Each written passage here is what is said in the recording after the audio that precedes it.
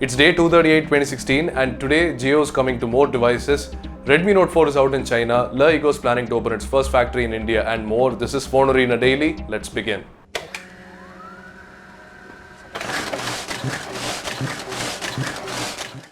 More brands have been added to the Jio partner offer, which means that apart from Samsung and LG and other major brands, you get to use Micromax, Alcatel, TCL and U 4G devices. So all these devices are supported and you can see the complete list of supported devices in the story in the link in the description. And if you have the device, you can generate a code, get it to the Reliance Digital Store, get your own Jio SIM with the preview offer, which means 90 days of unlimited data, voice and all the Jio services.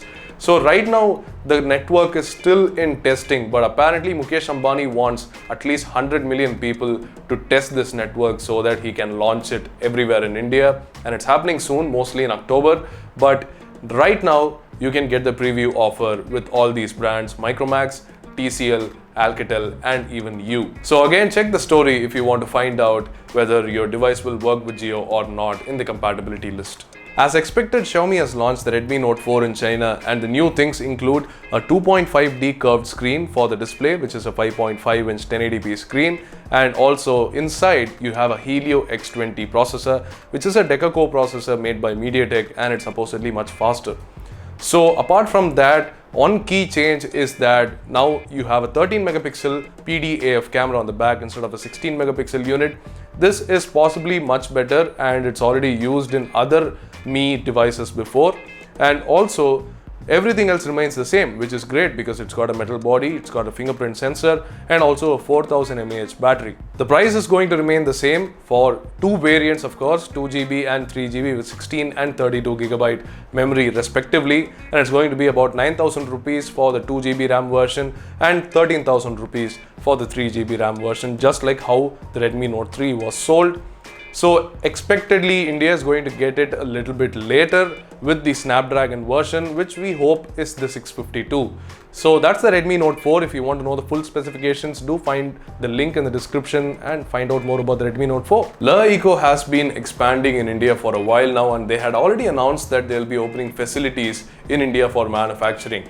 Like Xiaomi already has facilities, Samsung and many other players already have facilities in India as a part of the Make in India initiative. And now the Chinese manufacturer is opening a facility on the 30th of August under the same Make in India initiative, and they've invited a government minister to inaugurate this facility. So this is going to be a manufacturing hub for most of the LeEco devices, which will be assembled here, and they're also trying to open a Le Mall, which is going to be an online e-commerce platform that they already have in China. So they are going to expand their presence, and the manufacturing market in India is actually heating up. More Q2 numbers have been released for the Indian market and they paint a very different picture of the actual reality. So 65.9 million handsets were sold apparently, and out of them 56.5% are still feature phones and only the rest of them are smartphones. And out of the smartphones, apparently the above 20,000 category, which is the higher end flagship category right now, like for 25,000 you get a Mi 5, you get a OnePlus 3 and all the Chinese flagships, and these are apparently sold in higher numbers now, which means that people are aspiring to better quality devices from their older smartphones, which were probably in the 10,000 range. So this is currently happening in the Indian market, and they expect that the market will breach 75 million in the next quarter with the festive season coming up.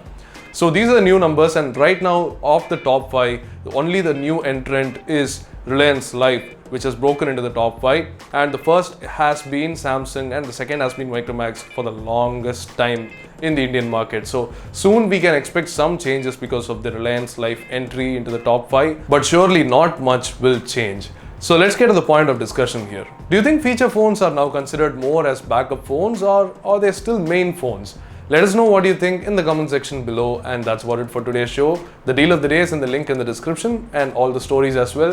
Thanks for watching. We'll catch you later with more technology news.